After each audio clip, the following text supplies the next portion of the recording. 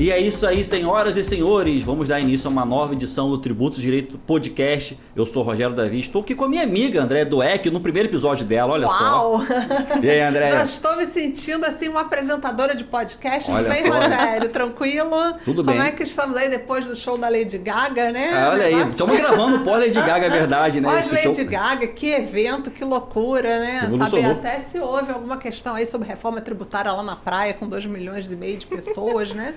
Que de repente pinta. A última vez eu falei da praia e continuo aqui batendo na praia, apesar de não ter ido no show, mas foi muito bacana, assim, o clima de Copacabana, né? Então achei sensacional aí. André viveu lá, né? Você não vai no show, mas o show vai ter você, né, André? Chegar lá pertinho. Tudo, ver fogos, assistir os fogos e aí é muito legal. Esse clima é muito bom. Apesar da cidade estar lotada ainda, acho que tem resquício, mas eu acho que gravar hoje numa segunda-feira, né? Não sei, assim, a gente tá bom dia, boa tarde, boa noite, mas é sempre bom deixar assim um marco, né? O marco da Lady Gaga e ter uma Lady aqui com a gente também é muito bacana. Verdade. Aqui Nathalie Ramos, nossa convidada, apresentar a Nathalie. Tudo bom, Nathalie? Seus cumprimentos iniciais à nossa audiência. Tudo bem, é um prazer estar aqui. Andréia, Rogério, obrigado pelo convite. Fico muito feliz. O projeto de vocês sempre crescendo, né? O Júlio também, que não está aqui hoje com a gente, mas também participa do projeto. A gente está aqui para debater um tema muito interessante hoje, né? Então, estou muito grata de estar aqui. Obrigada. Olha, Nathalie, ela é doutoranda em Direito Tributário na UERJ, não se deixe enganar por esse rostinho, né? Pensa, não sei o que, a pessoa se engana.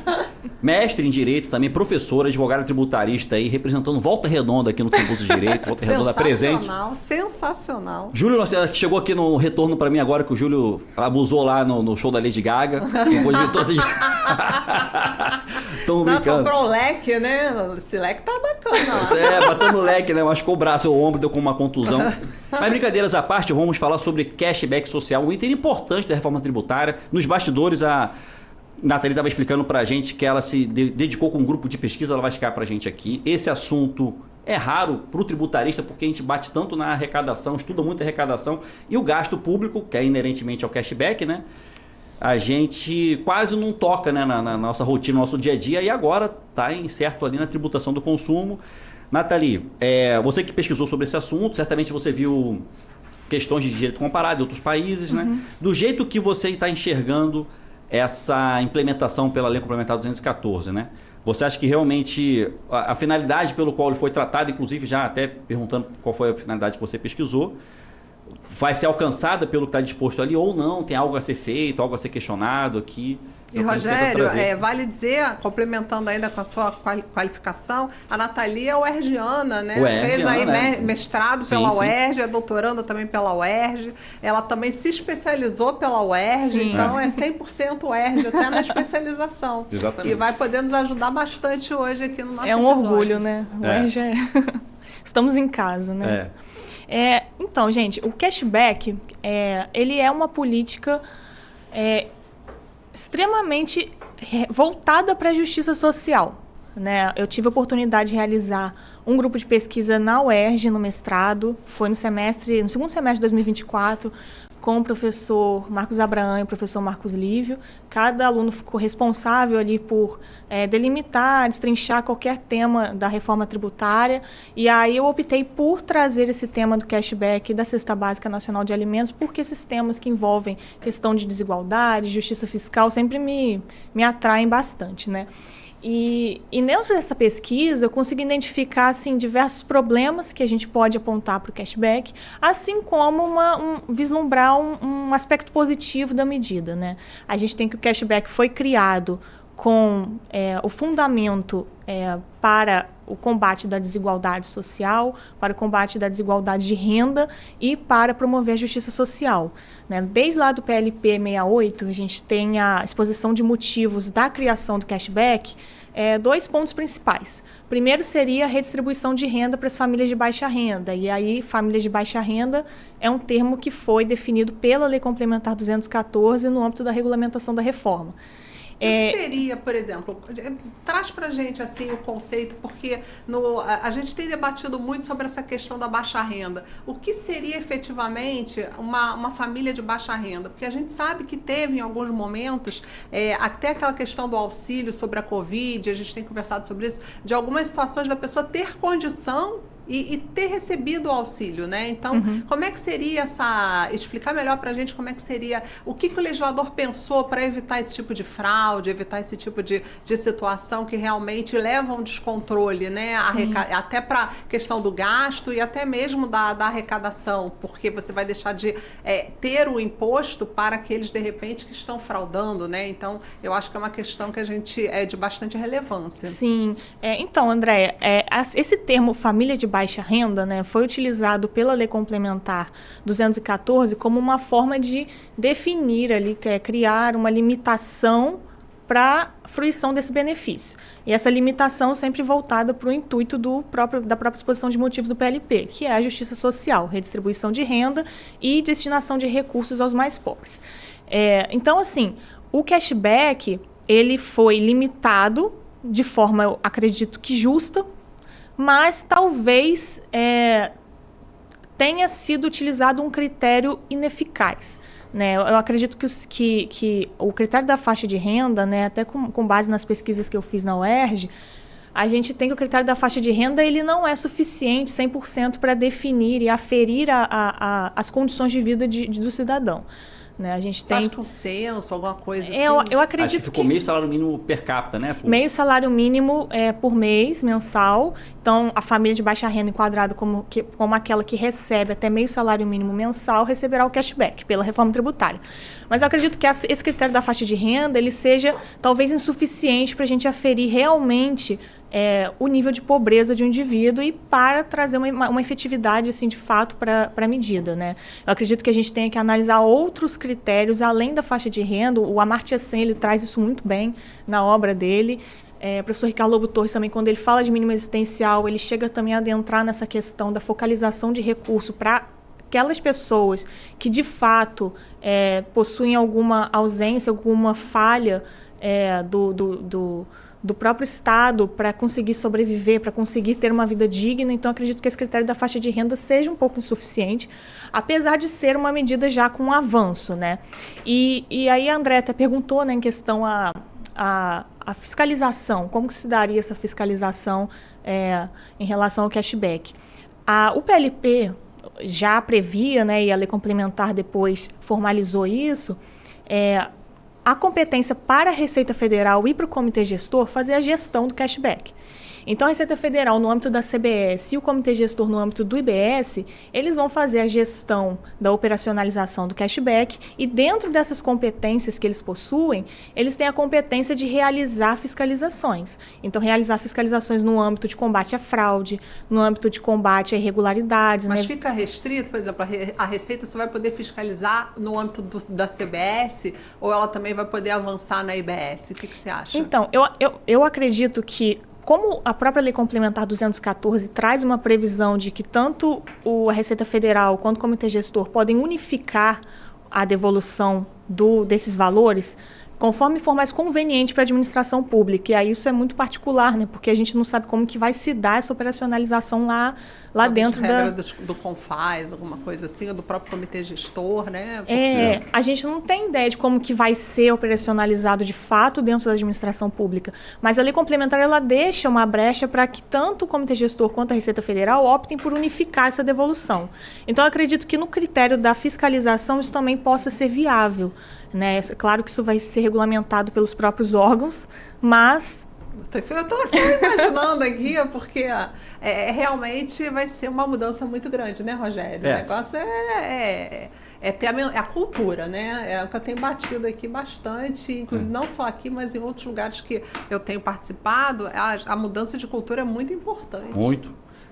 O artigo 113 fala, né, para o beneficiário, ele tem que ser residente no território nacional. Isso. Tem que possuir inscrição em situação regular no CPF e fixa aqui possuir renda familiar mensal per capita de até meio salário mínimo nacional. Uhum. Ou seja, então uma família de 4 pessoas seria uma renda equivalente a 2 salários mínimos. Abaixo desse montante ele já teria elegido como uma família de baixa renda, né? Mas tem gente que nem declara imposto de renda. Mas tem condição de declarar. É difícil de pegar. Mas tem o cadastro de CAD único, né? Cadastro de programas sociais do governo federal, né? Que eles usam de base até do Bolsa Família, deve usar a mesma base de dados. E aí eu fico me perguntando, e o especialista também tem alertado muito sobre isso, porque você usar uma regra nacional para um país que é tão desigual assim entre as suas regiões, porque às vezes você coloca um valor desse para um sujeito que está no interior de um estado considerado menos favorecido, um estado do Nordeste, tudo, pode ser uma quantia diferente daquele que está aqui no Sudeste, né? Exatamente. Os especialistas criticam muito isso, até no âmbito do Bolsa Família, né? Você fixa, ou desses subsídios que dá assim, você vai pegar o cara que está na região metropolitana de São Paulo e o cara que está, às vezes, por exemplo, no interior do Maranhão, às vezes essa quantia que para São Paulo não é tão subsistente assim, lá no Maranhão o cara é um desestímulo a procurar um serviço, né? Por exemplo. Sim. E se usou essa regra, talvez precise de uma calibragem. Aí os economistas têm alertado muito sobre isso, né? Aí, Nathalie, você falou sobre essa questão da devolução. Me parece que a legislação também ela previu um tratamento diferenciado por produto, não é isso? A gente estava conversando aqui. Olha, gente, o tributarista que está nos acompanhando, quem vive o direito tributário, que é o pressuposto do tributo e direito. Aliás, André, a gente se esqueceu de pedir para a galera se inscrever no canal, olha isso. Sim, não pediu para dar like. Olha, mas dá tempo. Dá tempo. A gente se empolgou com a Lady Gaga e o leque. Exatamente, o negócio do leque que machucou, mas você que ainda está com o dedo aí para poder apertar o like, aproveita e aperte agora o botão do like, que não paga imposto, então tá liberado, né? E também se inscreva e compartilhe com os seus conhecidos para ajudar o Tributo Direito a estar sempre aí aparecendo na tela do pessoal que ajuda os convidados a virem aqui. Sigam o ecossistema. Sigam a gente. Nas não redes vão se sociais arrepender, também. não. São nas redes sociais e tudo isso, né? Fala então essa questão da diferença, Nathalie, sobre essa questão de produtos, que eu nem sabia. Para mim o cashback era assim, vamos pegar os produtos que não são... que são supérfluos, né? Não são aqueles da cesta básica, e vamos usar isso daí para poder permitir a pessoa que está pagando imposto em alguns produtos ali, embutido, né? Compensar isso. Na minha cabeça era essa finalidade, né? Não é bem assim, na verdade, né? Virou um assistencialismo mesmo. Assim, a questão do cashback ela é uma questão de política de redistribuição de renda. Então, o objetivo central seria eliminar a regressividade no consumo. Então, trazer um barateamento no consumo para aquelas famílias de baixa renda, que a gente já debateu aqui qual seria esse critério de enquadramento como família de baixa renda, e trazer, assim, uma questão de justiça na questão do consumo para os mais pobres em detrimento dos mais ricos, né? Aqui a gente tem até uma perspectiva de uma pesquisa que chama Pra Ser Justo. Eles trouxeram diversos dados em relação ao cashback, em como ele iria se manifestar no Brasil. E eles previram que o cashback ele causaria o barateamento do consumo para as famílias de baixa renda e o aumento do consumo, o aumento do preço do consumo apenas para as famílias que recebem até 8 salários, acima de 8 salários mínimos mensais, né? Então a gente vê que a questão da capacidade contributiva ela foi também prevista aí pelo legislador para que seja de fato eficaz a medida. E aí a própria Lei Complementar 214, ela traz as previsões expressas, né, do percentual que cada item de consumo irá acarretar o cashback. A gente tem no artigo 118 a questão da devolução geral do cashback, né? A devolução geral do cashback, ela diz relação àqueles percentuais... Mas ele vai falando, eu vou pegando aqui, estou aprendendo também. Ela diz relação àqueles percentuais que estão na lei que serão utilizados como parâmetro para a devolução do IBS da CBS. Mas, por exemplo, então, até 100%, chega a 100%, né? Chega. Mas, então, eu não sabia. Mas, por exemplo, tem isenção. Tem alguns produtos que têm isenção. Então, qual é a vantagem do cashback, por exemplo, se todo mundo... A isenção é para todos, né? Você pode ter até uma isenção segmentada, mas a isenção, por exemplo, na carne, né? Vamos botar lá a carne. Ela é para todos. Então, quer dizer, o restaurante estrelado... ele vai ter direito à isenção, assim como o pessoal as famílias de baixa renda. Exatamente. Como é que você distingue? O grupo de pesquisa chegou a atinar sobre isso, a debater sobre essa questão? André, eu confesso que na aula, quando eu fiz essa apresentação, chegou a ser suscitada essa questão da isenção, né? Por que não isenção, em vez de conceder, realizar toda uma operacionalização de cashback, sendo que isso vai causar um custo orçamentário? Assim, de fato é questionável, né? Mas eu acho que assim, o intuito da medida foi justamente a gente trazer uma efetividade que aquela pessoa receberia de fato, de volta aquele tributo, demonstrar uma questão também de cidadania fiscal, né? Tipo, estamos agindo em relação à questão da desigualdade social. Tipo, cumprindo aqueles os novos princípios da Constituição, pois da emenda a gente tem o princípio da justiça tributária que inspirou aí o cashback, né? Então, é justamente demonstrar que o Brasil está avançando nessa questão do combate à desigualdade de renda, desigualdade social. Né? Então, assim, voltando um pouco ao que o Rogério falou, porque ele me questionou em relação aos percentuais, a gente tem um percentual de 100% de devolução da CBS e de 20% do IBS para determinados itens aí de consumo. E aí a gente tem, pela Lei Complementar 214, né, a questão de 100% da CBS e 20% do IBS para o botijão de gás, e aí a gente tem uma limitação de 13 quilos, né, que foi incluído na promulgação da lei complementar. A gente tem a questão da energia elétrica, a questão das contas de gás natural, de água, esgoto e de telecomunicações. E aqui nesse ponto é importante a gente ressaltar que essa questão das telecomunicações, né, de internet e telefonia, ela só foi incluída a partir de um parecer em dezembro de 2024, né, aprovado pela CCJ. A CCJ aprovou esse parecer sobre o fundamento de que seria um serviço indispensável atualmente para as famílias, um serviço que não daria para o cidadão não usufruir para que ele tenha uma condição de vida digna, uma condição de vida justa. Eu super concordo contigo, mas eu acho que vai faltar informação. A minha percepção dessa... Acho que é difícil a pessoa que está qualificada nessa questão da baixa renda ter essa informação chegando até ela. Então, acho que seria muito importante que tivesse uma publicidade em massa, não só assim, quando a gente vê aquela antena... antena digital e tal, está tendo uma publicação em massa de que é possível, né, de graça e tal. Eu acho que tem que ter uma publicação em massa sobre a questão da reforma. Não é cartilha, né? Nos jornais e televisão, na televisão aberta principalmente, porque o pessoal, às vezes, na baixa renda, não tem streaming, não vai ter Globoplay, não vai ter nada disso. Então, fazer um comercial aqui, hein, Rogério? Mas eu acho que talvez seja interessante a televisão aberta a gente ter essa possibilidade de fazer essa publicidade e explicar para a população. Sim. E já agora. Sim, eu acredito não tem muito que tempo a perder. Até o próprio nome utilizado, né, para essa política pública, cashback, que não é um nome. Enrolado. Eu acho que... Vamos combinar, né? Podia... sei lá, pessoal, faltou criatividade aí pro... Devolução basta, né? Eu não gosto desses termos em inglês. Eu assim, acho que isso... Exatamente, eu acho que isso acaba causando mais desinformação ainda, porque a gente está tratando cashback, né? De termos que não são utilizados no âmbito do nosso país, que a política pública é para ser nacional brasileira, e que a gente esquece que isso em tese é para beneficiar as pessoas que não estão no nosso círculo de convívio profissional, né? As pessoas precisam ter essa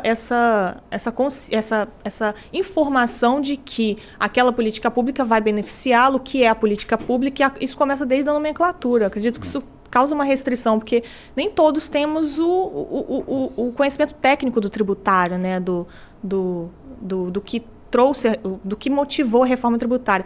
Então, eu acredito que é uma nomenclatura que já traz uma barreira e que essa informação para o cidadão é estritamente essencial. Assim, eu concordo com você. Não, isso é estudado no âmbito das políticas públicas, né? Meu mestrado foi sobre isso, então faz todo sentido o que você falou, nunca tinha percebido. Claro. É uma política pública tributária, eu falo muito com o Júlio sobre isso, né? De ter que definir as balizas do que é uma política pública, não no sentido de regra, mas de política mesmo assim, né?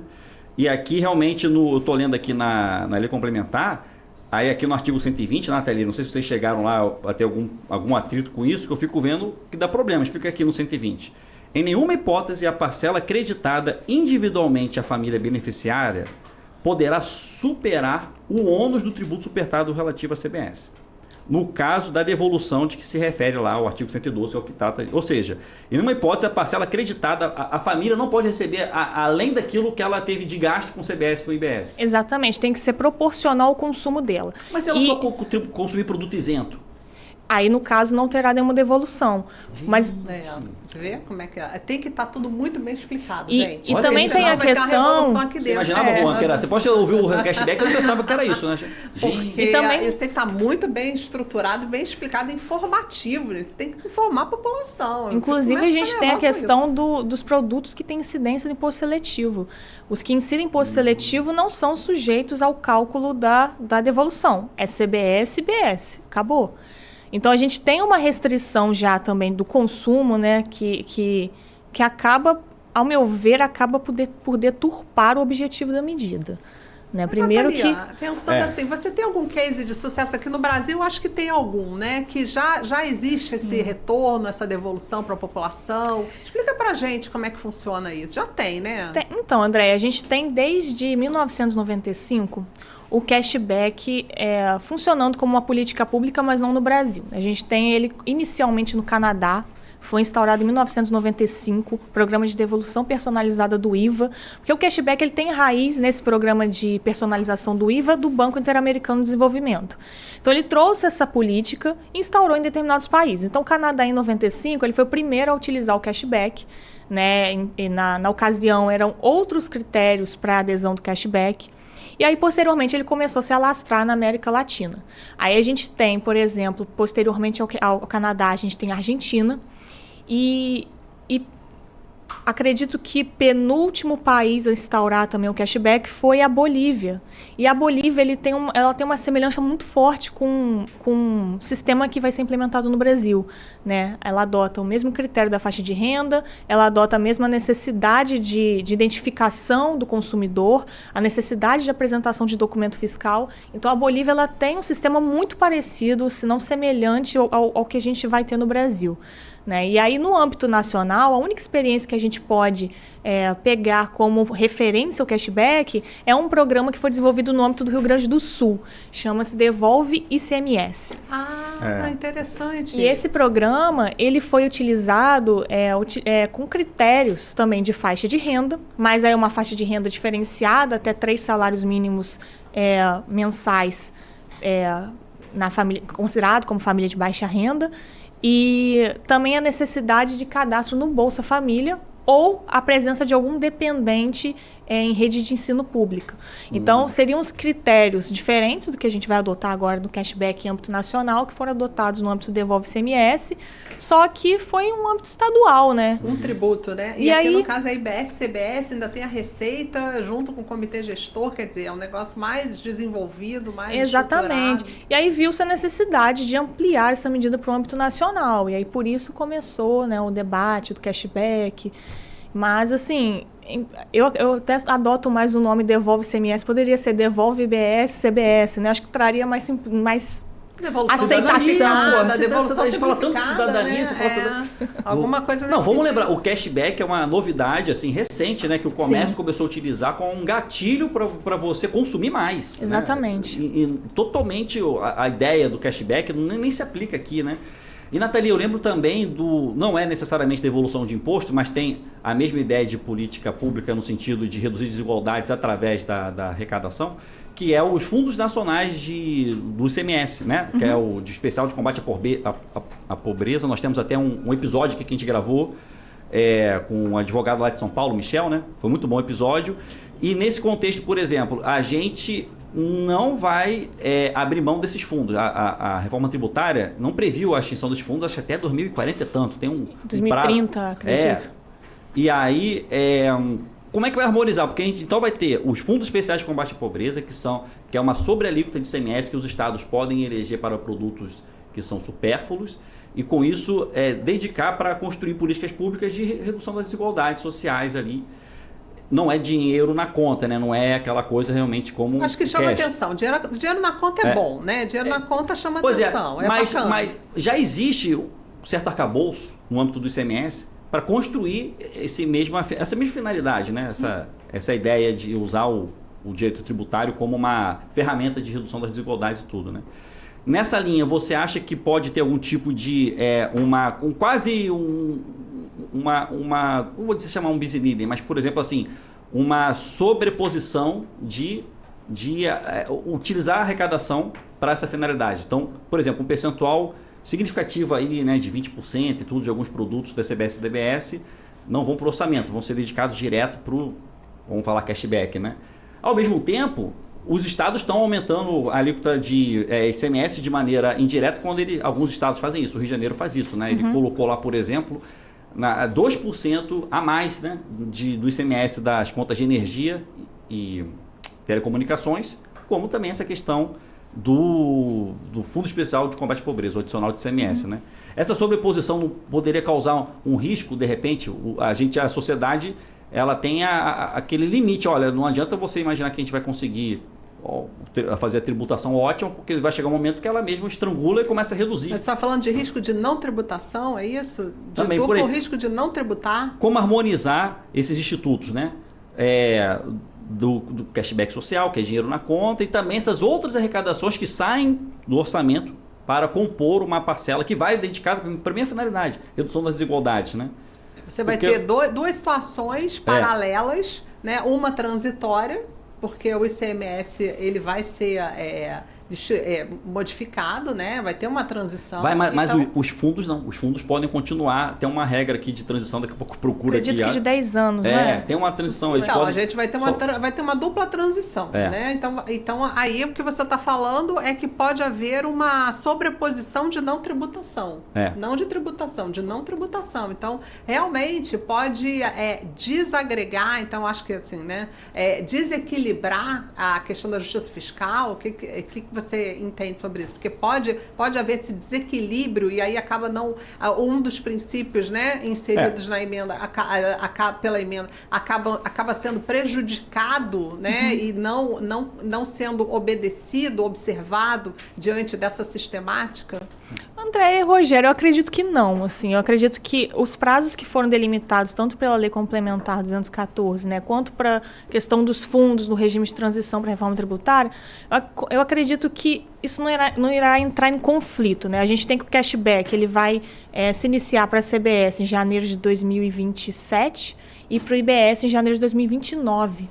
Então, a gente tem assim, um regime de transição aceitável até ao fim, né, de vigência desses fundos para o início do cashback, principalmente no âmbito do IBS, né, que a gente envolve aí estados, municípios. E é interessante vocês falarem dessa questão orçamentária, porque no cashback, toda a receita que, em tese, entraria para o Estado a título de IBS e CBS, ela não vai ser contabilizada no orçamento público. Olha isso, né? Justamente. Não passa no resultado, né? Igual ela vai entrar como receita nula. Então, assim, basicamente seria não arrecadar nada. É como se não tivesse nenhuma ação orçamentária ocorrendo naquele fato. E como é que a gente noticia isso, por exemplo, né? Não houve arrecadação com a reforma tributária, quer dizer, historicamente fica uma mudança de paradigma substancial, né? Em relação ao noticiamento da arrecadação, vamos dizer assim. A própria lei complementar, ela traz também a questão da autonomia federativa, que eu acho que auxilia muito nisso. Né, a gente vai ter aí uma falha na arrecadação, podemos dizer assim, né, que em tese não é uma falha, né, porque é voltada para uma política pública de combate à desigualdade de renda, mas a gente tem uma questão meio que uma compensação para os estados e municípios que vão ter uma perda na arrecadação em relação ao cashback. E essa compensação seria dar a permissão para tanto o estado quanto o município e a própria União também fixar um percentual diferente do que a própria lei complementar traz para o cashback, né? E aí ele poderia ter uma maior flexibilidade, inclusive no âmbito da fixação das alíquotas de referência do IBS e da CBS, a Lei Complementar 214 também atribui, em relação à autonomia federativa, a possibilidade dos estados e dos municípios e da União, no caso da CBS, estipularem no âmbito das alíquotas de referência uma contabilização que leve em consideração essa receita nula do cashback. Então, ela não vai entrar para a contabilização orçamentária, mas no âmbito da fixação dessas alíquotas de referência, ela pode ser utilizada, né, justamente para trazer essa compensação para esses entes do que não foi contabilizado como arrecadação. E aí a gente tem até eu não sei se seria um conflito normativo, né, se foi um erro do legislador, ou qual o intuito do legislador de incluir isso, né, eu e André, a gente estava até comentando que antes do início aqui sobre a questão da legislação específica sobre o gás, né? Que o artigo 351, inciso 5º, a linha B da Lei Complementar 214, ele traz que o cashback, né, a receita do cashback, que será levada em consideração na fixação da alíquota do IBS e da CBS, somente será aquele vinculado ao consumo do gás, né, do botijão de gás. Mas aí a gente vai lá no 124, né, no parágrafo único, e lá ele expressa que essa contabilização para fins de fixação da alíquota de referência, ela pode ocorrer com base em todos os itens de consumo que estão no 118, que seriam os itens que estão no âmbito da devolução geral, né? A gente tem contas de luz, contas 118? de... 118 incisos 1 e 2. Eu acredito que existe essa diferença por conta da legislação específica do gás. Eu acredito que o gás ele tem um tratamento diferenciado. Já não é de hoje, né? Que o tratamento do gás ele é diferenciado. Então, acho que é necessário também que o legislador faça essa separação e acho que faz parte. A minha dúvida é como... e eu vou bater nos princípios, porque... Quando foi publicada a Emenda Constitucional 132, no final de 2023, eu já comecei ali a achar aquilo um espetáculo, porque trouxe para o sistema tributário princípios que já existiam. Ricardo Louboutin já falava da transparência. Sim. E como é que isso vai se adaptar, por exemplo, do que você está falando, ao princípio da transparência, por exemplo. Então, o sistema tributário precisa ser transparente. Como é que vai ser? Por isso que a minha preocupação com como vai ser noticiado, como é que a população vai ser informada, porque até a desembargadora Carmen Silva, ela traz um exemplo muito interessante sobre transparência, que ela fala que é como se fosse uma casa de vidro. Então, você olhar o que está dentro e quem está dentro olhar o que está fora. Então, acho que esse princípio da transparência hoje, expresso na Constituição e que deve ser observado no sistema tributário, ele tem que ser muito bem colocado junto com o da cooperação. Não só a justiça fiscal, a simplicidade ou o respeito ao meio ambiente, mas também a cooperação e a transparência, elas precisam andar juntas. Então, eu vejo algumas questões que a Lei Complementar 214, ela trouxe, mas deixou algumas lacunas. E isso não é bom para quem está no dia a dia do direito tributário, lidando com toda essa mudança, com todo esse arcabouço normativo que a gente vai buscar, né, de agora em diante. Então, essas políticas, principalmente sociais, elas têm que estar muito bem estabelecidas, muito bem pontuadas e muito bem transparentes para quem vai usufruir e para quem não vai usufruir e para quem não pode usufruir. Exatamente. Mais ainda. Então, esses poderes de fiscalização, eles precisam ter na minha visão, tá? Aí eu queria ouvir a sua. Uma ampliação desses poderes e uma unificação em relação também a quem está fiscalizando o IBS, apesar de eu não saber se os estados e municípios vão querer a ajuda da Receita, mas eu acho que a ajuda da Receita é fundamental, porque a Receita tem um parque tecnológico, eu já falei isso aqui, um dos melhores e maiores de expertise nessa área de fiscalização. Ele sabe quem, por exemplo, usou o auxílio e não poderia usar, sabe pegar uma CAPAG que foi declarada incorretamente, teve uma agora de 500 milhões. Então, assim, a Receita tem previsão, muito... Tem que não se, fala até o artigo 122, tá, André? Fala aqui na lei complementar. Isso que você está falando é tão sensato que o próprio legislador já previu que a União, né, por meio da Receita Federal, poderão, enfim, através de convênio, implementar soluções integradas. Poderá é um problema. Mas acho que vai acabar... depender da... Poderá. O poderá é que me dê... Por isso que eu quero frisar aqui, deixar isso registrado, porque o poderá, ele pode gerar esse tipo de lacuna que a gente... Ninguém quer. Acredito que... Eu fui da Receita há muito tempo, né? Natalia é advogada, você é advogada. Então, assim, existe essa questão que ninguém quer, né? Daqueles que não podem e poderiam estar e acabam estando porque não tem uma fiscalização, né? O que você acha disso? Exatamente, André. Eu concordo com você. Assim, inclusive, a lei complementar, ela prestigia essa questão da cooperação, não só entre os próprios entes, entre os próprios órgãos de gestão, mas também em relação à população. Ela estipula, inclusive, que o próprio Comitê Gestor e a Receita Federal, eles devem elaborar relatórios quinquenais de eficiência da medida do cashback em relação à desigualdade de renda, ou seja, É uma demonstração para a sociedade que aquela medida está funcionando ou não. Ela também tem o dever de fazer a prestação de contas do cashback. Então, assim, isso já é um passo para que a gente consiga trazer essa ideia de cooperação entre cidadãos, entre entes federados e a questão da cidadania fiscal também, né? O fundamento que eu acredito que tenha sido utilizado para criar essa competência para a Receita Federal e para o Comitê Gestor é justamente essa, né? Cidadania fiscal, trazer um combate à fraude fiscal, né? À sonegação, à concorrência desleal, trazer uma maior harmonia para o sistema tributário em si. E eu até ia falar da tecnologia, né? Você comentou da Receita Federal, que hoje a Receita Federal realmente está com um avanço muito forte em questões tecnológicas. Né? A gente observa aí diversos sistemas integrados dentro da Receita Federal que trabalham com tecnologia, que se desenvolvem pela tecnologia. E eu acho que o cashback, ele vai ter que desenvolver um sistema tecnológico muito eficiente. Por quê? Porque a gente tem prazos muito curtos para que essa devolução ocorra, né? A gente tem, por exemplo, um chefe familiar, né, que é utilizado pela lei. O termo chefe familiar da família de baixa renda. Ele vai e realiza um consumo, por exemplo, no mercado. Ele realiza a compra dele mensal do mercado. Ali ele vai, no ato da compra, apresentar o CAD único dele, que é o registro do CPF dele, né, como beneficiário do cashback. Esse CPF dele vai ser registrado na nota fiscal e vai ser enviado, essa nota fiscal vai ser enviada automaticamente para os órgãos de gestão. Aí tem Receita Federal, Comitê Gestor e a Receita Federal ficando com a CBS, Comitê Gestor com o IBS. Ali vai haver toda uma apuração, uma fiscalização, se tem alguma irregularidade, se de fato aquele cidadão ele faz jus àquele benefício, né? Quanto que ele vai receber de devolução com base no consumo médio dele, então, né? a base é o consumo dele, né? É o consumo. Ele pode saber no supermercado, você vai receber tanto. Se você está aqui no cadastro único, por exemplo, ele está passando uma conta no supermercado. Aí a caixa no supermercado, senhor, olha, você vai receber R$10. Pode acontecer isso? Eu acho que não exatamente, porque o que acontece, por exemplo, produtos que têm incidência do imposto seletivo. Então, se ele comprou uma bebida açucarada, tem a incidência do imposto seletivo, a gente não vai poder utilizar na base de cálculo do cashback para fins de devolução.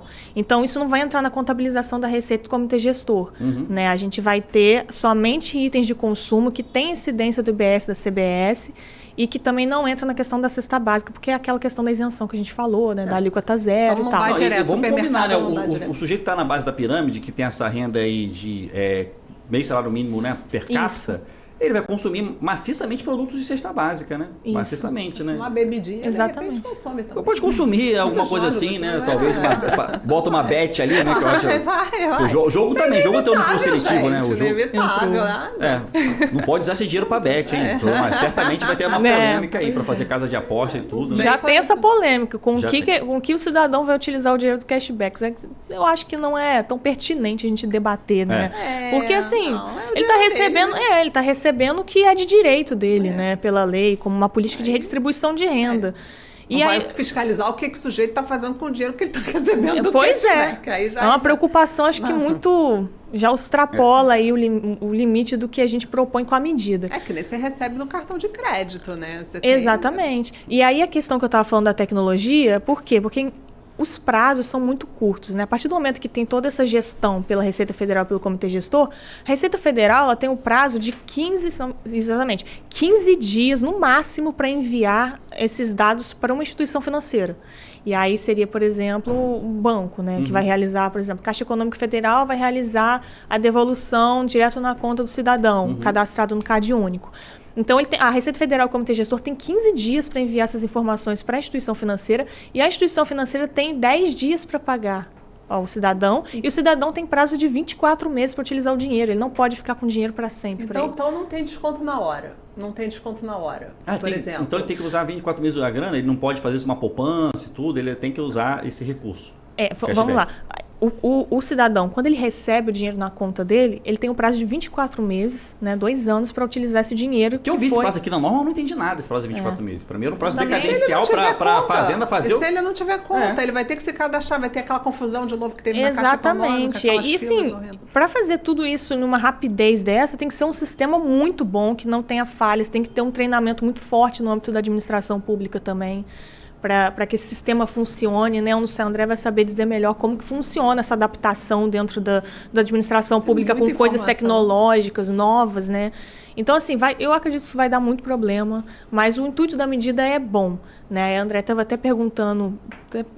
Do desconto na hora? Do desconto na hora. O que acontece? Quando a gente tem o consumo por contas de energia elétrica, conta de gás natural, contas de água, a gente tem, por exemplo, o chefe da família de baixa renda vai lá e recebe no CPF dele uma conta da Naturgy, por exemplo. Ali, quando ele faz o pagamento, ele já vai ter o cashback na hora. Isso é bom. Então, o cashback de contas, vinculados a contas, será na hora na conta do beneficiário. Mas, em relação ao consumo, por exemplo, o caso que a gente trouxe aqui do mercado, ele vai ter essa devolução dentro desse prazo, que somando daria aí 25 dias, né? Porque, em tese, o comerciante ele já tem que enviar no mesmo momento, algo que instantâneo essa nota fiscal para os órgãos de gestão. Meio que o sistema vai fazer tudo instantaneamente. Só que tem esses prazos, né, que a Receita Federal vai ter que cumprir, o Comitê Gestor também, de enviar em 15 dias essas informações, que eu acredito que aí vai morar o maior problema. A gente tem, por exemplo, no âmbito do cashback dos bancos, né, a gente tem uma demora aí superior a um mês para receber o cashback. Eu gostei, sabia? Eu acho que você me deixou bem animada com relação a isso, porque eu acho que isso é uma questão de ajuste. Eu acho que vai acontecer, eu acho que vai funcionar. Engraçado, então fiquei otimista. Eu acho que se for conduzido da forma como eu imagino que vai ser, e eu acho que para isso eu não tenho conhecimento no caso do IBS, né? Mas assim, no âmbito da Receita, eu acredito que a condução é de uma preocupação absurda, né? Então, assim, como eu tive muito tempo lá dentro, eu acredito que a gente vai ter aí um caminho muito bom. Eu acho até que é um meio, né? Eu acho que é um meio interessante de você colocar, né? É um meio justo. Eu tô depois dessa conversa aí com a Nathalie, a gente está conversando aqui, e você aí dá seu like, porque é importante, né, Rogério? Sim, por favor, se inscreva no canal. Então, se inscreva. Comente também no episódio. Isso, e o que você achar também. Mas eu tô vendo com bons olhos, agora com a explicação da Nathalie, que foi super importante ela ter vindo aqui e tá explicando isso, está conseguindo explicar de uma maneira bem didática como isso vai influenciar na vida do cidadão que precisa realmente dessa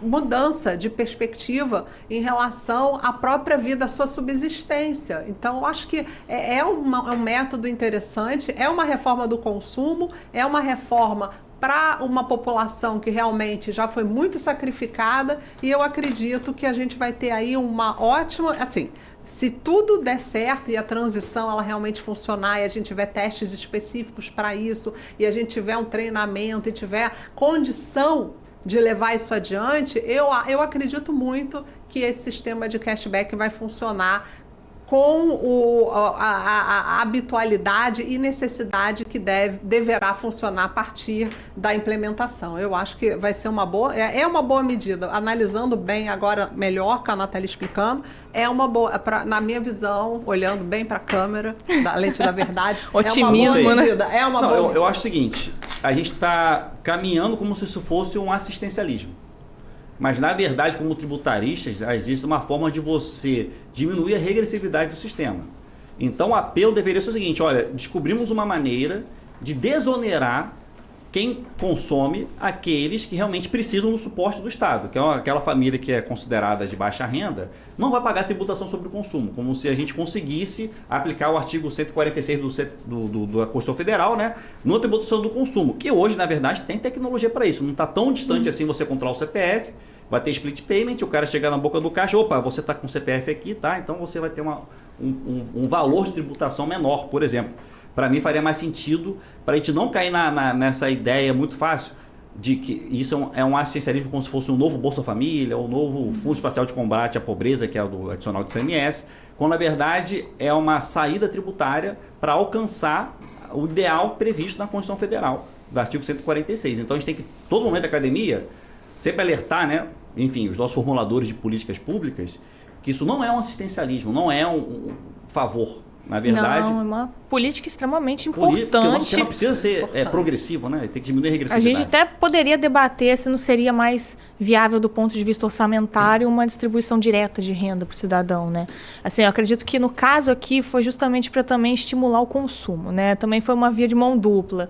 É uma política de redistribuição de renda, mas que também visa estimular o consumo, né? Ela não optou por distribuir diretamente uma quantia para o cidadão, para a conta bancária dele.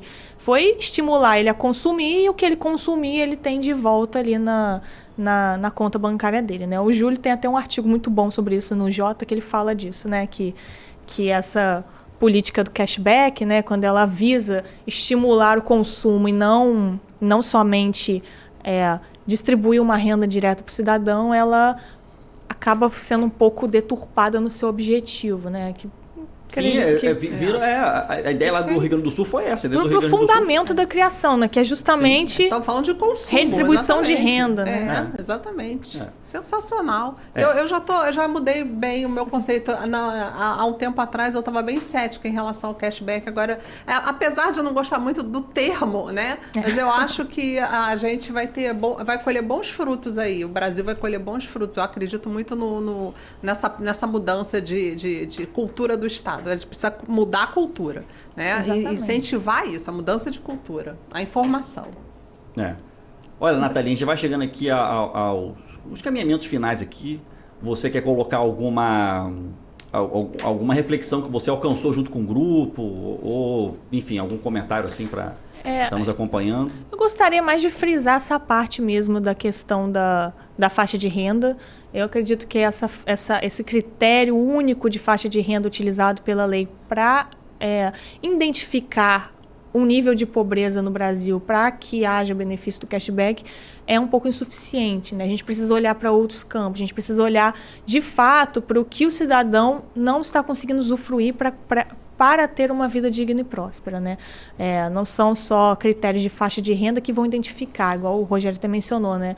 Às vezes uma faixa de renda aqui no Sudeste não é a mesma, não atribui ao cidadão a mesma condição de vida que ele teria, por exemplo, no Nordeste, no Norte, no Sul, né? A gente tem uma pluralidade no Brasil muito grande, uma diversificação muito grande e critérios unicamente vinculados à faixa de renda não são, ao meu ver, insuficientes, né? Com base aí no que o próprio Amartya Sen traz, o professor Ricardo Lobo Torres também traz. Eu acredito que a gente tenha que explorar mais isso em outras perspectivas, né? Isso aí, acho que a harmonização do comitê gestor, a uniformização, eu acho que isso também é um objetivo, né? Eu acho que também isso vai adiante. Por isso também é bom. Eu acredito que, ao decorrer da medida, né, assim que ela for implementada, isso vai começar a ser adaptado, né? Vai ser ampliado, eles vão também ter uma noção de como que vai funcionar a questão orçamentária, né? Porque é muito novo isso, né? De anulação da receita em relação a um programa, uma política pública de redistribuição de renda. Então, assim, eu acho que tudo vai se adaptando conforme o tempo, né? Acho que tudo agora é muito novo, ninguém sabe como vai ser. Eu acho que só daqui realmente, a partir da implementação, né, daqui 5 anos, que a gente vai ter uma ideia de como que vai funcionar mesmo na prática e se vai ter alguma eficiência. E a gente vai contar também com a ajuda dos relatórios da Receita, do Comitê Gestor, para demonstrar se de fato essa medida está tendo alguma eficiência do ponto de vista da desigualdade de renda. É uma obrigação, inclusive, quando se trata de política pública. Teve uma emenda constitucional agora, não vou lembrar qual o número da emenda, que colocou como obrigação exatamente a avaliação dos resultados de determinada política periodicamente. Então isso tem que ser alcançado, né? Nem uma opção, né? A legislação tem incorporado isso aqui, porque a Constituição, quando ela vem uma diretriz, ela também é para influenciar o legislador, né? Os legisladores derivados ali. Mas eu ainda acho que é perigoso, viu, André? A gente tem que bater na tecla aqui de que Porque, por exemplo, só para concluir o raciocínio, uma família nessa perspectiva aqui de 2 salários mínimos, meio salário mínimo per capita, né, que consuma só produto isento, não vai ter cashback nenhum. Então, por exemplo, tem que estar informada disso. A questão é a seguinte, não é essencialismo, descobrimos um jeito de tornar o sistema de tributação sobre o consumo, que no Brasil é a maior parcela da arrecadação, menos regressivo. Né? Descobrimos um jeito. O jeito é esse aqui. É devolver para as famílias consideradas uma parte da tributação que ela teve que pagar no consumo. Se ela, porventura, viver de luz, não consumir nada, não vai ter cashback.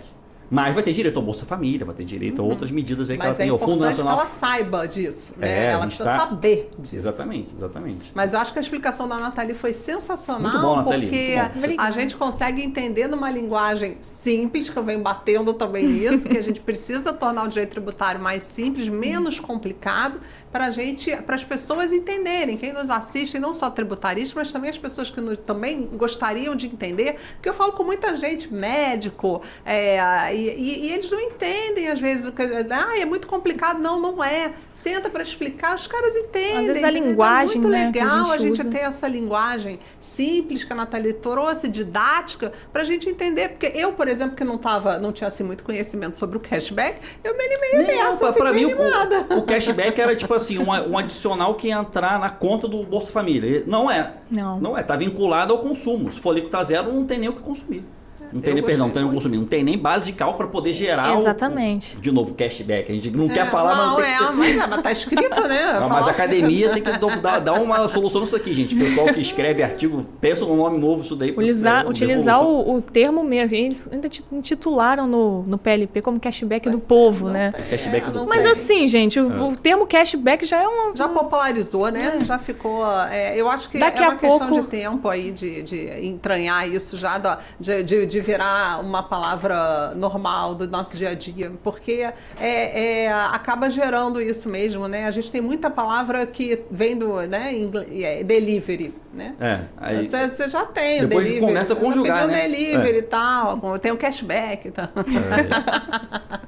A gente acostuma. Foi excelente, fiquei muito feliz de te ouvir, é uma grata satisfação poder participar desse podcast Tributos e Direito aqui com meu amigo Rogério, com o Júlio, que hoje infelizmente não está presente, mas eu fico muito feliz com a sua presença e com a sua explicação, que realmente deu um novo, para mim, deu um novo tom ao cashback na reforma tributária, que realmente ainda tem alguns pontos para elucidar, lacunas, mas a gente já tem aí uma abertura de caminhos que eu acho que vai ser muito produtiva também para o nosso estado, para o nosso país e também para quem precisa realmente e ter mais justiça fiscal, que a gente tanto ansiou aí durante tanto tempo, a gente sempre pedia essa reforma, a reforma veio e é isso, a gente tem que só melhorar, porque muitas vezes a gente fica o ótimo é inimigo do bom, aquela coisa. Então eu queria te agradecer demais essa explicação, dizer que aqui, Rogério, no Tributos e Direitos, nosso podcast, você está aqui com passe livre para sempre vir aqui e explicar para a gente sobre todos os assuntos em relação à reforma tributária. Muito obrigada. Eu que agradeço, André, agradeço, Rogério, estou muito feliz de estar aqui com vocês, né? Eu admiro muito os dois, profissionais aí, tributaristas, e espero que a gente consiga, com nossos debates, aclarar mais para a população como que funciona o direito tributário, igual o André falou, simplificar a explicação do direito tributário. Então, acho que, sim, excepcional o trabalho de vocês e também o projeto de vocês e também os debates que vocês vêm trazendo aqui. Obrigado, olha. Então, com essas palavras sábias da Nathalie aqui agora, tá elogiando a gente, são palavras sábias, né? Muito obrigado a todos vocês aí que nos acompanharam. Nos sigam nas redes sociais, estamos também em todas as plataformas aí de áudio, do Spotify, e também se inscreva no canal, curta, fiquem com Deus e até a próxima aí. Muito obrigado. Tchau, gente. Abraço.